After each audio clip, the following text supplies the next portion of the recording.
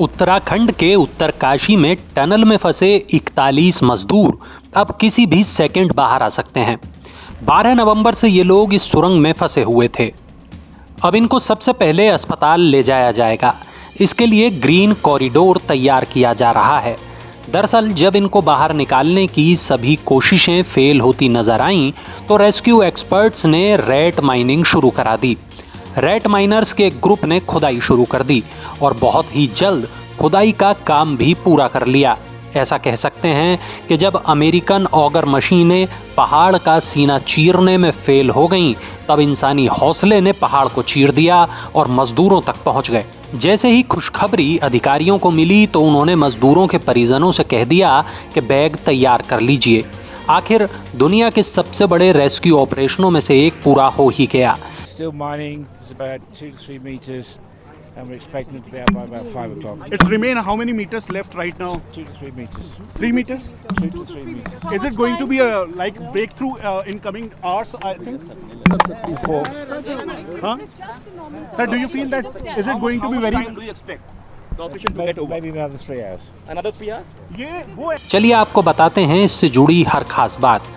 जब horizontal drilling की जा रही थी तब ऑगर मशीन का ब्लेड फंस गया, जिसे लेजर प्लाज्मा से काटकर निकालना पड़ा। इसी बीच रेस्क्यू टीम ने वर्टिकल ड्रिलिंग पर भी काम शुरू कर दिया। ये ड्रिलिंग पहाड़ की चोटी से शुरू की गई और कुल 86 मीटर की ये ड्रिलिंग शुरू हुई। एक प्लान ऐसा बनाया गया कि टनल के परपेंडिकुलर ड्रिलिंग कर सकते हैं जो 180 मीटर होगी। इस प्लान के तहत मजदूरों तक 14 दिन में पहुंचा जा सकता था।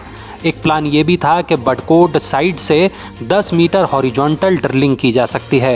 इसके लिए 4 ब्लास्ट भी किए गए।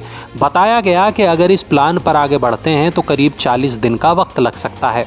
इसके अलावा एक प्लान ड्रिफ्ट टनल का भी बनाया गया और एक आखिरी प्लान और बनाया गया, जिसके लिए टनल के चारों तरफ स्पेशल सेंसर से वाइब्रेशन की जांच शुरू की गई। यानी एक्सपर्ट करीब 6 प्लान के साथ तैयार थे, लेकिन रैट माइनर्स ने सफलता हासिल कर ली। पाइप के अंदर जा रहे हैं आप लोग? पाइप के अंदर जा रहे हैं 800 डाया में 800 mm पाइप में। अच्छा जी। और किस किस उसका यूज कर रहे हैं आप? हम हिल्टे का यूज कर रहे हैं, गुदाली का यूज कर रहे हैं और भी कोई चीज़ मिलती है तो हम उसे भी यूज करते हैं। पंजी फावड़े सब यूज कर रहे हैं। अच्छा, तो पाइप के अंदर आप लोग एक बार में कितने लोग जाते हैं? 2 लड़के जाते हैं। 2 लड़के जाते हैं। तो क्या कुछ आप सुरक्षा के लिए कुछ ऑक्सीजन वगैरह भी आप यूज कर रहे हैं? हमें वैसे ज़रूरत नहीं पड़ती और ज़रूरत होती है तो हमें सरकार ने सारी चीज़ दे रखी है। अच्छा, तो धूल वगैरह उठती है तो दिक्कत नहीं होती? मार्क्स दे रखा है। धूल वगैरह उठती है तो हमें मार्क्स दे रखा है सरकार ने। हमारे लिए सारी चीज़ उपलब्ध करी गई है। अच्छा, जो आप जिस तरह से कर रहे हैं उसको रैट माइनिंग बोला जाता है? उसे बोला जाता है चूहा पूछिंग बोला जाता है, अंडरग्राउंड। अच्छा, तो आप लोगों की कितने लोगों की टीम है? हमारी 12 लोगों की टीम है। हमारा एक मैन हेड है वकील हसन और उनके साथ में फिर 10 लड़के और हैं हमारे। हम 12 लोगों की टीम है। रैट माइनिंग में एक एक्सपर्ट ड्रिलिंग का काम करता है, दूसरा शख्स अपने हाथों से मलबा निकालता है। यानी एक शख्स आगे का रास्ता बनाता है और दूसरा शख्स मलबे को ट्रॉली में भरता है। बाहर खड़े एक्सपर्ट इस ट्रॉली को खींचते हैं। इस तरह एक बार में 6 से 7 किलो मलबा बाहर निकाल दिया जाता है। इसी प्रक्रिया में अभी तक 50 मीटर से अधिक मिट्टी हटाई जा चुकी है। रैट माइनर्स के पास हथौड़ा और साबल जैसे औजार होते हैं और खुदाई के दूसरे पारंपरिक टूल भी होते हैं।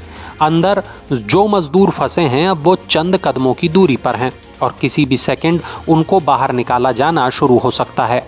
इन मजदूरों को एक एक करके बाहर निकाला जाएगा और सबसे पहले इनकी मुलाकात डॉक्टर से कराई जाएगी। इसके बाद सभी को अस्पताल ले जाया जाएगा। इसके लिए एक 41 बेड का बढ़िया अस्पताल तैयार कर लिया गया है। अंदर फंसे मजदूरों को गब्बर सिंह नेगी लीड कर रहे हैं। पीएम के प्रधान सचिव पीके मिश्रा ने उनसे बात भी की थी।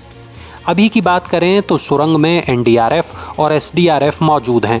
स्ट्रेचर और गद्दे मौके पर पहुंच चुके हैं। सुरंग के पास 31 एम्बुलेंस मौजूद हैं, जिनके लिए करीब 45 किलोमीटर का ग्रीन कॉरिडोर तैयार किया जा रहा है। इस ऑपरेशन को लेकर उत्तराखंड के सीएम धामी ने ट्वीट भी कर दिया है।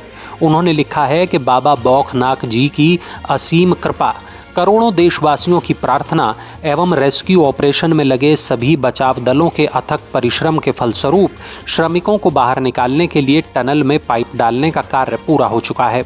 शीघ्र ही सभी श्रमिक भाइयों को बाहर निकाल लिया जाएगा। आपको बता दें कि जहां पूरा देश इन मजदूरों के लिए दुआ कर रहा था, वहीं टनल के बाहर भी लोग भजन कीर्तन कर रहे थे। इस मामले में जैसे ही कोई भी अपडेट आएगा, आपको सबसे पहले न्यूज़ नेशन बताएगा। आप बने रहिए हमारे साथ, देखते रहिए न्यूज़ नेशन।